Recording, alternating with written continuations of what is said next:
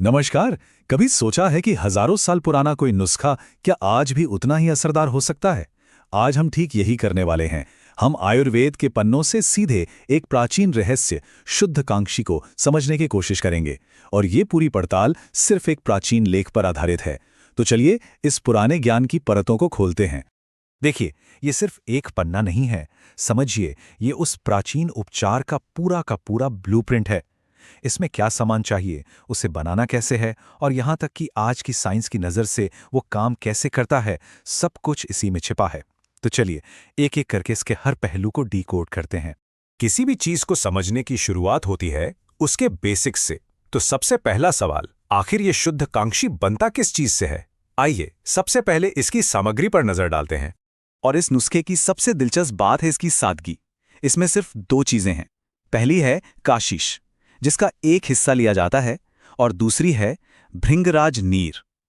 यहाँ क्यूएस लिखा है, जिसका मतलब होता है क्वांटिटी सफिशिएंट, मतलब बस उतनी ही मात्रा में जितनी प्रक्रिया के लिए जरूरी हो। तो ये काशीश आखिर है क्या? देखिए, ये एक खनिज है, एक मिनरल, और विज्ञान की भाषा में इसे आयरन सल्फाइड कहते हैं। ये जानकारी बहुत ज़रूरी है क्योंकि यही हमें बाद में ये समझने में मदद करेगी कि ये नुस्खा असल में काम कैसे करता है। तो याद रखिएगा, काशीश यानी आयरन। अच्छा, तो हमारे पास सामान तो है, पर यह औषधि बनती कैसे है? यहीं पर आयुर्वेद का एक बहुत ही जरूरी सिद्धांत सामने आता है। किसी भी खनिज को सीधे इस्तेमाल नहीं किया जाता, पहले उसका शोधन होता है, यानी उसे शुद्ध किया जाता है। चलिए इस दिलचस्प प्रक्रिया को समझते हैं। ये शुद्ध करने की प्रक्रिया 3 आसान स्टेप्स में होती है। पहले क्वांशी को मूसल में अच्छी तरह पीस लेते हैं, फिर उसमें भृंगराज का रस मिलाते हैं, और अब आता है सबसे अहम स्टेप, भावना। इस प्रक्रिया को 3 बार दोहराया जाता है। भावना का मतलब है तरल के साथ ठोस को तब तक पीसना जब तक उस रस के सारे गुण, सारी शक्ति उस पाउडर में ना समा जाए। और 3 बार करना ये पक्का करता है कि दवा पूरी तरह से तैयार है। चलिए, अब हमारी औषधि तैयार भी है और शुद्ध भी हो चुकी है। तो अब सवाल यह है कि इसे लेना कैसे है? इसकी सही डोज क्या है, सही तरीका क्या है? आइए अब इसे लेने की विधि को समझते हैं। जरा मात्रा पर गौर कीजिए, सिर्फ 1 रत्ती। अब रत्ती जो है वो वजन की एक बहुत पुरानी भारतीय इकाई है, जो लगभग 121 मिलीग्राम के बराबर होती है। मतलब बहुत ही थोड़ी सी मात्रा, और इतनी कम मात्रा ही हमें बताती है कि ये औषधि कितनी शक्तिशाली हो सकती है। आयुर्वेद में दवा को शरीर तक सही से पहुंचाने के लिए एक माध्यम का इस्तेमाल होता है, जिसे अनुपान कहते हैं। समझिए, ये एक तरह की गाड़ी है जो दवा को उसकी मंजिल तक ले जाती है। शुद्ध कांक्षी के लिए अनुपान है शक्कर और पानी।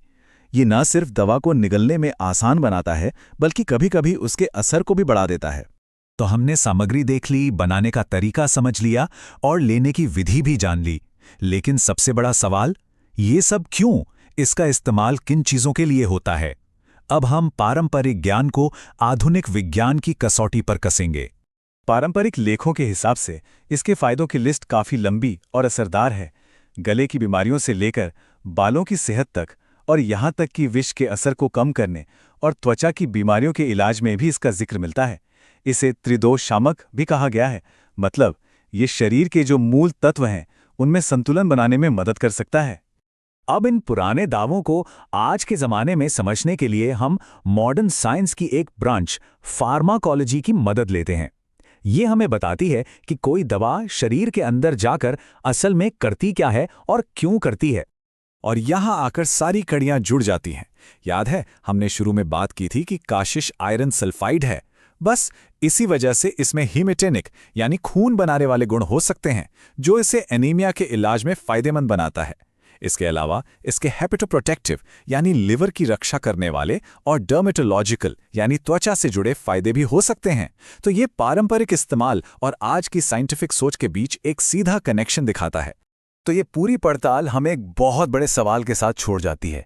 अगर 1 पेज के इस प्राचीन नुस्खे में इतनी गहरी वैज्ञानिक समझ छिपी हो सकती है, तो जरा सोचिए, ऐसे और कितने पारंपरिक उपचार हैं जो अपने अंदर इसी तरह के वैज्ञानिक रहस्य छिपाए बैठे हैं और बस हमारे द्वारा समझे जाने का इंतजार कर रहे हैं।